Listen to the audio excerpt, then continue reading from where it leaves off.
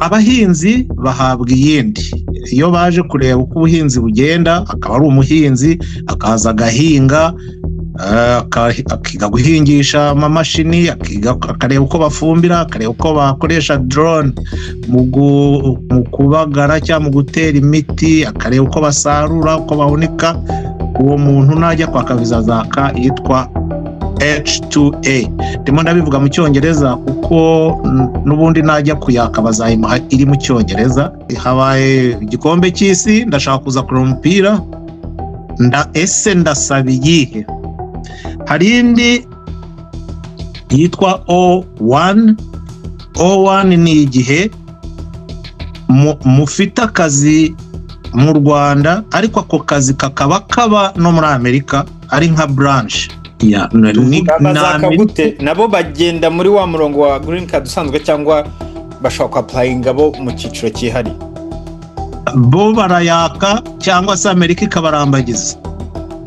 Ushobora no kuyakirwa n'umuntu. Hari umuntu wanyandikiye arambwira ati ese amezi 6 wavuze agomba kuba ari muri passport, ni uguhera igihe nzaba mpagurutse njya muri Amerika? Bishobora kuba bitarumvikanye neza. Amezi 6 bayabara guhera igihe cya kintu giyemo kizarangirira.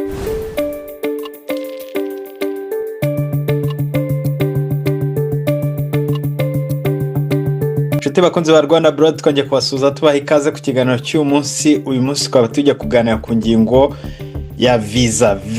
Hari ubwoko bwinshi bwo kuza muri Amerika ariko ugasanga wenda abantu ntitubumenya cyangwa se ntidufite amakuru yabyo, bityo tukaba tutabasha kusaba izo visa kandi zihari, kandi dushobora kugira amahirwe yo gusaba izo visa. Urugero, hari umunyarwanda nigeze gufasha gusaba visa yo kuza gukora muri Amerika, aje gukina filime. Umunyarwandakazi witwa Eliane yigeze kuza gukina muri California filime iri kuri Netflix yitwa Trees of Peace, yaje gukina muri Amerika. Hari ubwoko bwinshi umuntu ashobora gusabamo visa tutajya tumenya, ariko wenda tukamenya ibizwi cyane, byaba ari ibi bivugwa bya green card n'ibindi.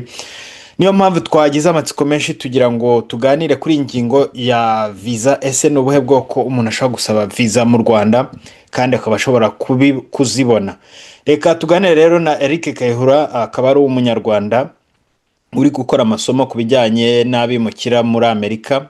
Reka tumuhe umwanya abanze bwira abantu, hanyuma dutangire n'ikiganiro cyacu. Ikaze cyane.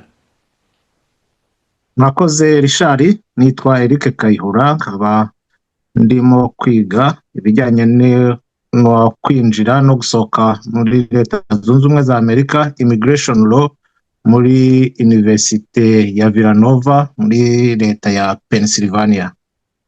Okay.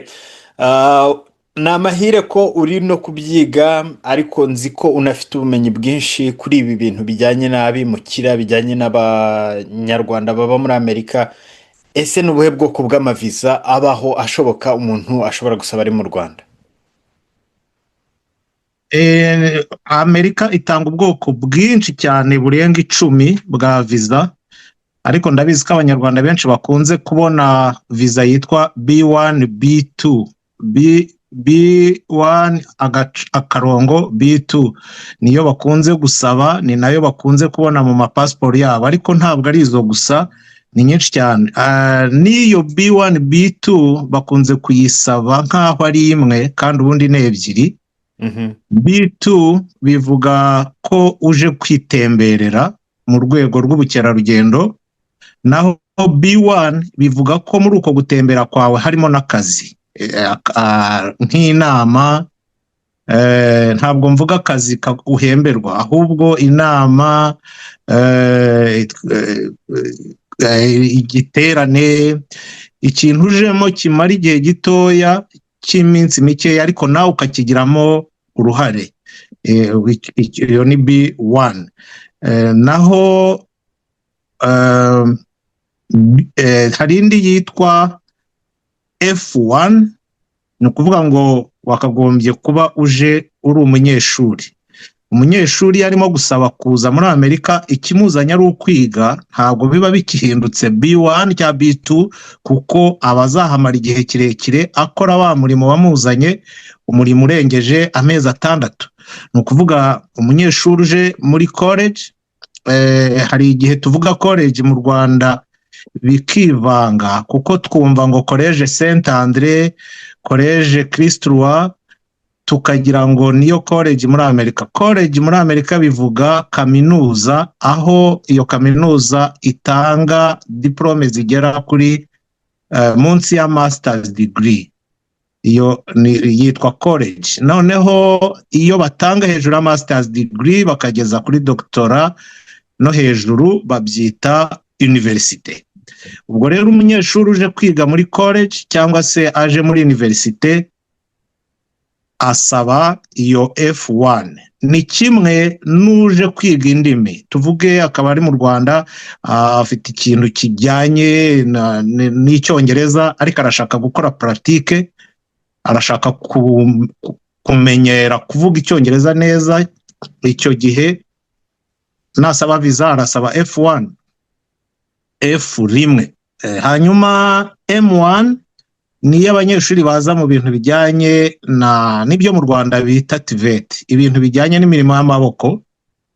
Tuvuge wenda uzi gucura amasafuriya, uzi kubumba inkono, uzi kuboha uduseke, ariko urashaka kubiminuriza muri Amerika. Hari igihe uba uzi kubikora n'intoki zawe, ariko wenda bakakubwira ko hari utumashini tubikora. Ese wenda ntushaka kuzamura ubukungu bwawe, niba wabohaga uduseke 5 ku munsi ukazajya uboha 100 ku munsi, babigenza gute? Ukaza ukabyiga hano. Icyo gihe rero usaba visa y'abanyeshuri yitwa M1. Noneho hari n'indi visa yitwa J1. Iyo J1 ni visa iyo icyo usabye kuza gukora muri Amerika nayo ibigisaba igihugu cyawe kujya gukora mu gihugu cyawe ibyo ngibyo wasabye. Urugero, niba uri umushakashatsi ariko Amerika nayo ikajya yohereza abashakashatsi bayo mu Rwanda, icyo gihe babyita exchange. Ugiye muri Amerika kuko na Amerika ijya yohereza y'abantu. Icyo gihe rero uza ufite visa yitwa J1. Hari n'ishuri rishobora kohereza abantu muri stage, byo twita stage, ariko hano muri Amerika babyita internship. Bakaba barimo kwiga ibintu ariko bakavuga bati turashaka kubiminuriza cyangwa kureba uko handi bikorwa. Akaza muri iyo stage azasubirayo. Biba bivuga ko na Amerika abanyeshuri bayo bashobora kuza gukorera stage mu Rwanda. Icyo gihe ni exchange, muje kuko natwe tujya tuza. Iyo rero iyo program ihari, uza kuri visa yitwa J1. Bibaho no mu banyamakuru, bakavuga bati hagiye kuba amatora muri Amerika, abanyamakuru bari mu Rwanda bashaka kuza gukurikirana uko amatora muri Amerika agenda, ni muze. Icyo gihe muza kuri J1 kuko namwe mu Rwanda ntihajya kuba amatora, hari abanyamakuru bazaza kureba uko amatora agenda. Nkomeje rero, hari indi visa yitwa H1B. Ni umuntu ufite license, bachelor's degree kuzamura, uje kwihugura mu kintu runaka kidasanzwe. Ushobora kuba ufite license mu mategeko ariko ntabwo ufite lisansi mu mategeko ya Amerika. Kavuga uti ngenze nihugure gusa muri ayo mategeko nongere nitahire. Wenda mfite lisansi mu mategeko ariko sinzi jurisprudence cyangwa se precedent, kwa kundi mu Rwanda bashobora kuguhanisha igihano cyahawe undi muntu wari wakoze icyaha nk'icyawe. Ibyo bintu bakunze kubikopera Canada na Amerika, ariko umunyamategeko ashobora kuvuga ati reka nze ngeyo ndebe mu rubanza bigenda bite, akaba ahibereye agataha. Icyo gihe rero yajya kwaka visa ntabwo yaka ya visa dusanzwe tuzi ya B1 B2, ahubwo yaka H1B kuko aje muri specialite. Abahinzi bahabwa iyindi iyo baje kureba uko ubuhinzi bugenda, akaba ari umuhinzi akaza agahinga, akiga guhingisha amamashini, akareba uko bafumbira, akareba uko bakoresha drone mu kubagara cyangwa mu gutera imiti, akareba uko basarura, uko bahunika.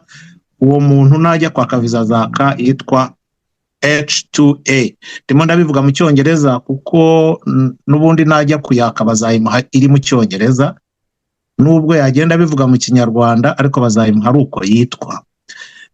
Hari H2B, ni umuntu uje mu mirimo nk'iyo ngiyo ariko itari ubuhinzi, mu mirimo bitandukanye n'uje kubyiga. Hari uje kwiga uko wenda babaho uduseke, ni urugero nafashe, cyangwa uko bakora amasafuriya.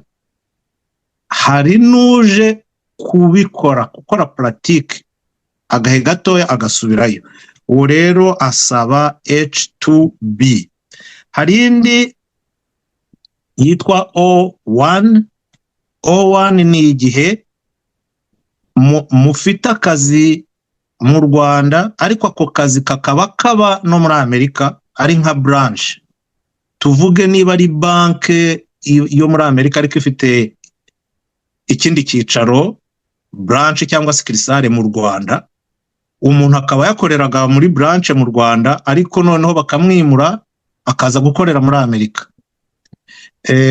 Mvuze za branch, abantu benshi bazi yuko Amerika ariyo yaba ifite icyicaro gikuru ikagira branch mu Rwanda, ariko ushobora no kuba ufite ikigo mu Rwanda ushaka gufungura branch muri Amerika. Ndakeka hari ibigo bimwe bifite bikorera mu Rwanda ariko bikaba bifite branch muri Amerika. Iyo umukozi wanyu mumwimuye mushaka ko ajya gukorera muri Amerika, icyo gihe mumusabira visa yitwa O1, O1. Hari indi visa rero yo ireba abanyamakuru ba international. Niba uri umunyamakuru ukorera tuvuge urakorera RFI, urakorera BBC, urakorera CNN, urakorera China, whatever, iyo ukorera icyo kinyamakuru kiri mpuzamahanga ariko base yawe ari mu Rwanda, ukaba ugiye kuza gukorera muri Amerika igihe gitoya, icyo gihe wowe usaba visa yitwa I ni y'abanyamakuru. Ariko haba n'izindi visa zo zidafite amazina. Hari visa enye zidafite amazina. Hari visa ya transit, umuntu uri muri Canada ugiye Mexique atwaye ikamyo ari buce muri Amerika arabisaba, iyo ni transit. Umuntu uri muri Haiti ugiye Canada ari buce muri Amerika, icyo gihe asaba visa ya transit.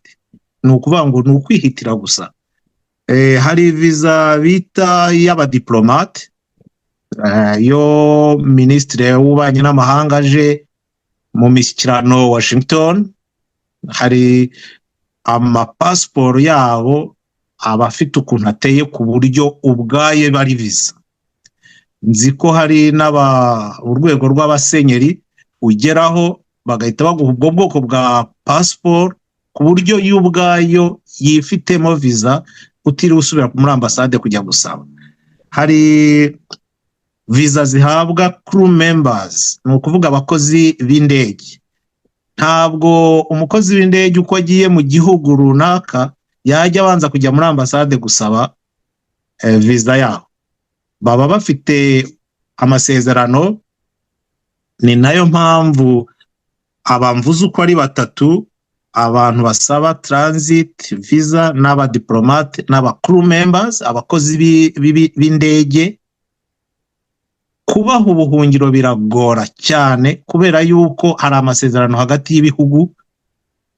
Baba bafite amapasiporo adasanzwe, bafite na visa zabo zidasanzwe, bidegembya bashobora kuza kwidegembya muri Amerika igihe icyo ari cyo cyose, bagasohokera igihe icyo ari cyo cyose. Hanyuma hari indi visa ihabwa abapadiri, abanyamadini. abapadiri, abasenyeri bato, abapasitori baje kuvuga ivugabutumwa bakongera bakitahira. Abo nabo bagira viza zabo zihariye, ntabwo yaza aje gusengesha abantu namara icyo giterane nikirangira yitahire ngo ajye gusaba B1 B2. Afite viza ye asaba nk'umu religious worker. Izo zose rero mvuze, hari ibihugu byasinyanye amasezerano na Leta Zunze Ubumwe za Amerika ko kugira ngo uze muri Amerika udakeneye izo viza. Izo zose mvuze, hari ibihugu by'Uburayi hafi ya byose na Canada, iyo baje muri Amerika bo bajya online bagasaba viza yitwa ESTA. Ni ukwandika ukavuga amazina yawe, ukavuga aho utuye, ukavuga icyo ukora, ukavuga aho ugiye n'igihe uzahamara n'itariki uzatahira, bagahita bagusubiza ngo ngwino, nta yandi mananiza. Iyo viza yitwa ESTA. Ariko amasezerano Amerika ifitanye n'Uburayi na Canada, nubwo bo bajya muri Amerika babanje gusaba iyo viza, Amerika yo iyo igiyeyo nta kisaba. Ni ukuvuga ngo umunyamerika n'umuntu ufite green card utuye muri Amerika yemerewe kujya muri Canada nta kindi kintu asabwa, yemerewe kujya mu Burayi nta kindi kintu asabwa. Gusa mwene iyo viza ntirenze iminsi 90, amezi 3, haba kuza muri Amerika haba no gusubirayo. Na ubwo izo viza rero mvuze ni temporary, ni wa muntu uzataha. Viza rero y'umuntu utazataha nazo zirahari. Hari viza baha ibyo bita family based, kuba uri umunyamerika cyangwa se ufite green card utuye muri Amerika, ufite uburenganzira bwo kuzana famiye yawe.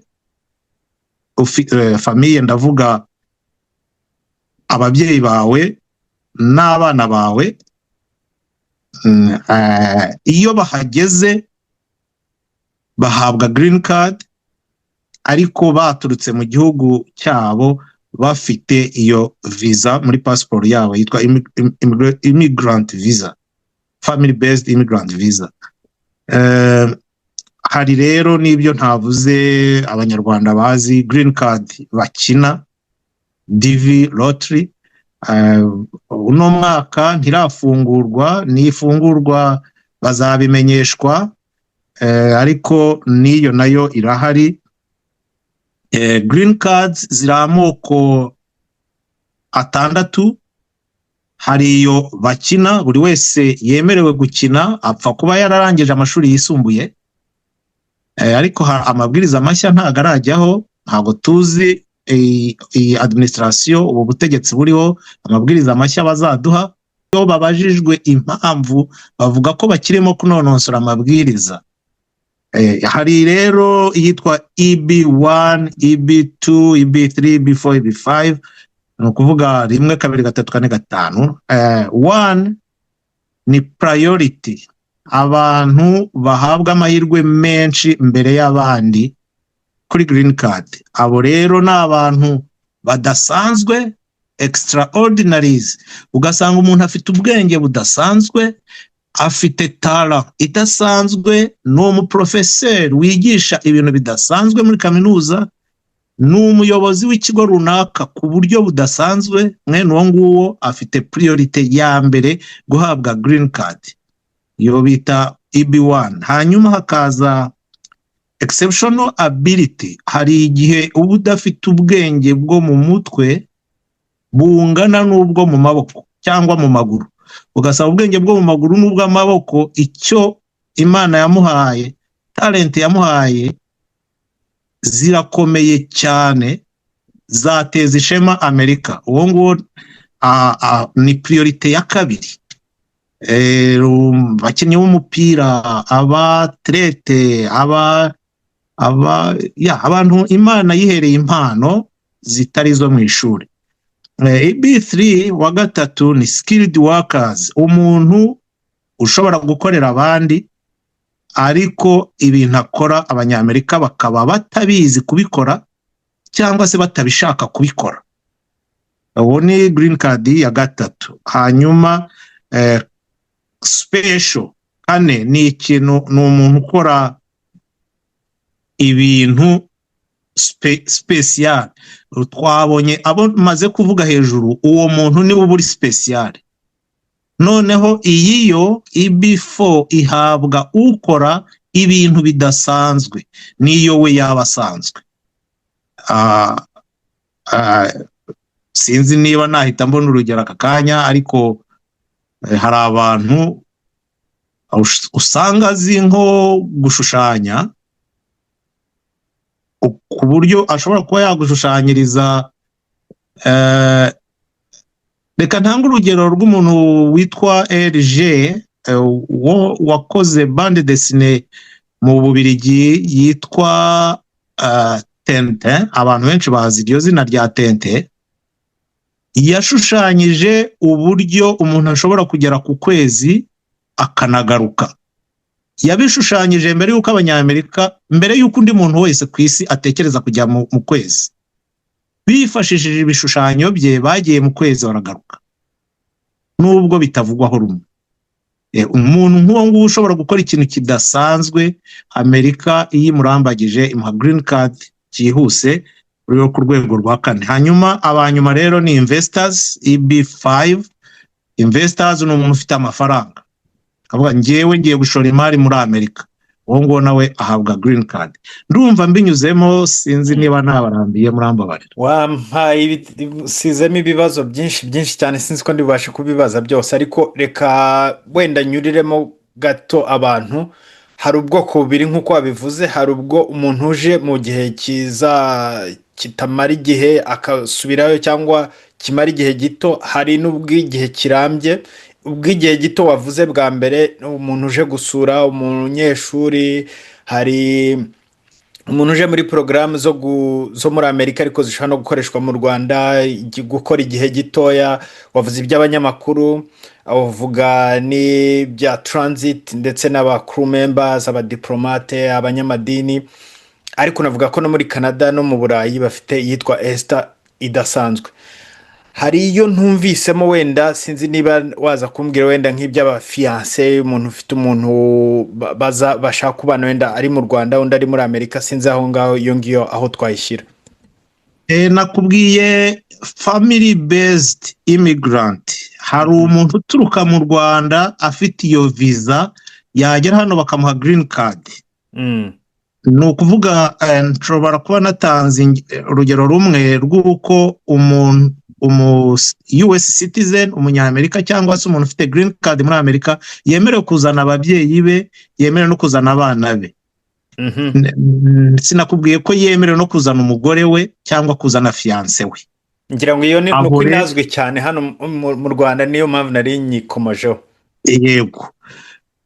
Iyo ufite fiance uhitamo uburyo bubiri: kumusabira K1 visa ya fiance, wagaturukayo afite iyo visa, yagera hano mukimariya. Iyo umurongoye cyangwa akakurongora, icyo gihe agusabira green card mugakomerezaho. Ubwo ni ubushake bwawe. Hanyuma ubushake bwa kabiri nuko wamusabira iyi family based immigrant nka fiance.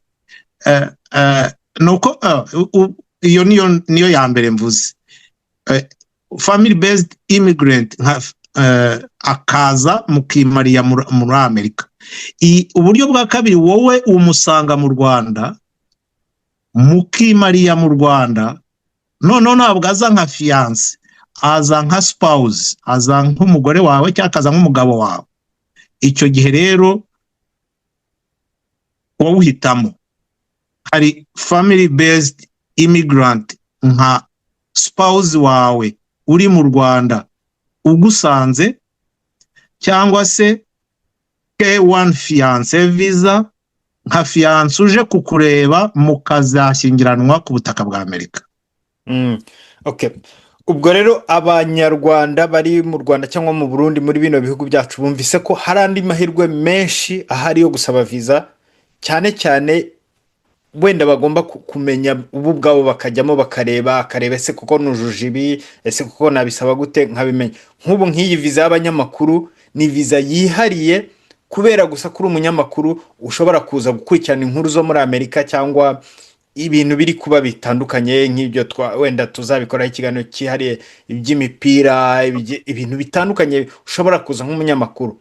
Ibindi harimo izi viza z'ubukorikori, harimo ikintu cyitwa sinzi ukuntu bakise hano, bakise harimo iby'abatlete, hari iby'aba artiste religious, ariko harimo n'ibya artisanal niko babyita. Iyo ubukorikori yitwa M1 student in TVT, mu Rwanda babyita TVET, ngira ngo mu mashuri ya TVET. Bwira abantu rero aya mahirwe hari wenda batazi, bagombye nabo gushakisha bakareba bakaba babimenya. Ayo nama hari kuba wowe ugomba kumenya icyo ushaka, kuko hari nk'umunyamakuru ushaka kuza kureba evenoma runaka, habaye igikombe cy'isi, ndashaka kuza kureba umupira, ese ndasaba iyihe? Ugasanga nk'umupasitori arashaka kuza mu giterane, ntazi ngo arasaba iyihe. Niwe ugomba kubanza akicara akamenya icyo asaba, hanyuma akashyira ku ruhande ibintu byose bimuziritse mu Rwanda byo kwerekana ko azataha igihe cyose atari muri ya viza ya family based cyangwa se green card. Ikindi gihe cyose ugomba kwerekana ko uzataha. Umuntu uje kubana n'undi, cyangwa se uje kubana n'ababyeyi be, cyangwa se usanze umwana we, abo ngabo nibo bonyine badasabwa kwerekana ko bazataha n'umuntu uje kuri green card. Abandi bose baba bagomba kwerekana ikintu kibaziritse mu gihugu. N'ibyo bibiri nababwira. Tuvuga nk'ubu ngubu hagiye kuzaba mu gikombe cy'isi. Igikombe cy'isi giteganyijwe hagati mu mwaka mu mezi 6. Ni ukuvuga ngo nibura amezi 3 mbere y'uko icyo gikombe kiba, wakagombye kuba ufite viza yawe muri passport. Mbere y'uko uyigira wakagombye kuyisaba nibura amezi 3 mbere, kugira ngo uhe chance ambassade yo kuneka niba ibyo wababwiye ari byo. Ubwo umuntu utegereje ngo azasaba viza mu kwa 5 cyangwa mu kwa 6 cyangwa mu kwa 4, arumva ibyo azaba ategereje. Icyo azaba ategereje no kumubwira ngo igendere ntayo tuguhaye.